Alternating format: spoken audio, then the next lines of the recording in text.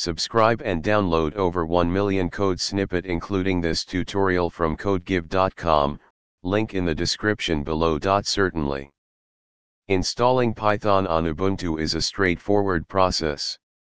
Ubuntu typically comes with Python pre-installed, but it might not have the latest version.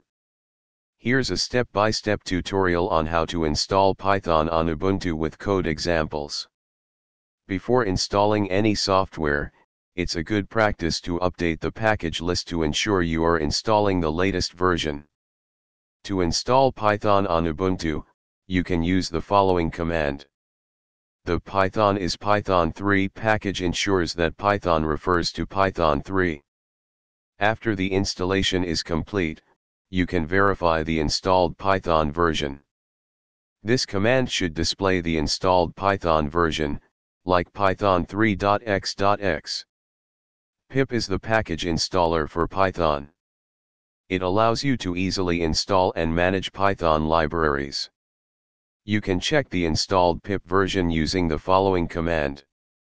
This should display the installed pip version, indicating a successful installation. Using virtual environments helps isolate Python projects and their dependencies. To deactivate the virtual environment, simply type. You have successfully installed Python on Ubuntu. You can now start developing Python applications and projects on your Ubuntu system.